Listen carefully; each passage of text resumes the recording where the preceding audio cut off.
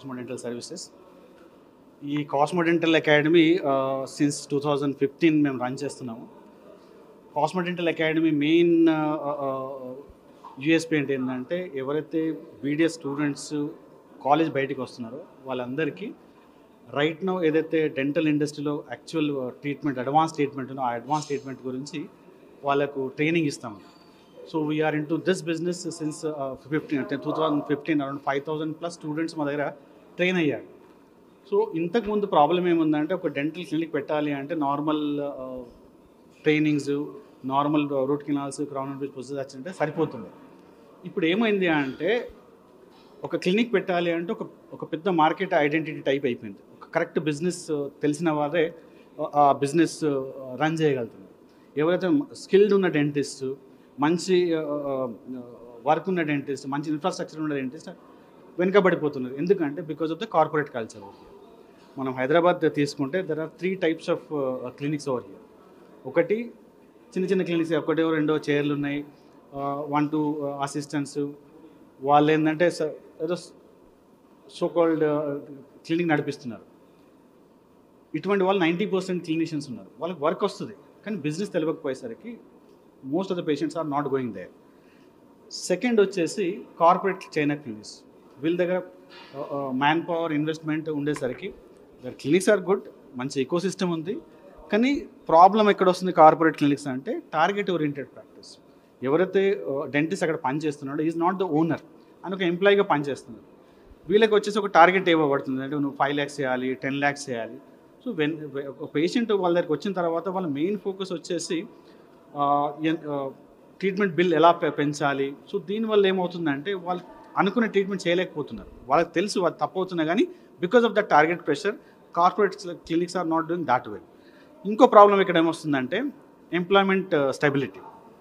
వీళ్ళ క్లినిక్లలో ఎప్పుడైతే మనం ట్రీట్మెంట్ చేయడానికి వెళ్తాం, ఇవాళ సపోజ్ ఒక క్లినిక్కి వెళ్ళాను, నాకు ఒక ప్రాబ్లం ఉంది, 2 years తర్వాత సేమ్ ప్రాబ్లం మళ్ళీ వెళ్ళాను అనుకోండి, ఆ డాక్టర్ అక్కడ ఉండడు, వేరెవరో ఉంటారు.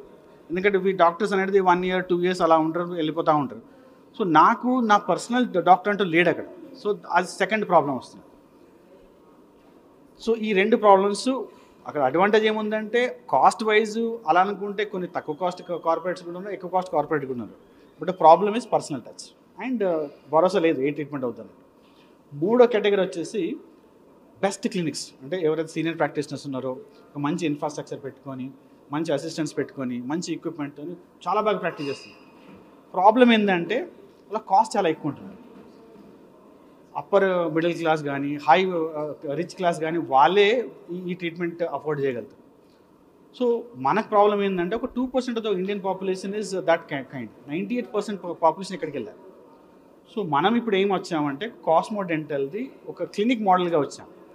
అరౌండ్ 5,000+ మన ఓన్ డాక్టర్స్ ఉన్నారు, వాళ్ళకి మంచి క్లినిక్ పట్టు ఉంది, వాళ్ళకి స్కిల్స్ ఉన్నాయి, కానీ ప్రాపర్ బిజినెస్ లేదు. సో వాళ్ళ గురించి ఇది ఒక బిజినెస్ ఆపర్చునిటీ క్రియేట్ చేశాం మేము. సో ఫస్ట్ ఒక 10 clinics through out Hyderabad start చేయబోతున్నాం.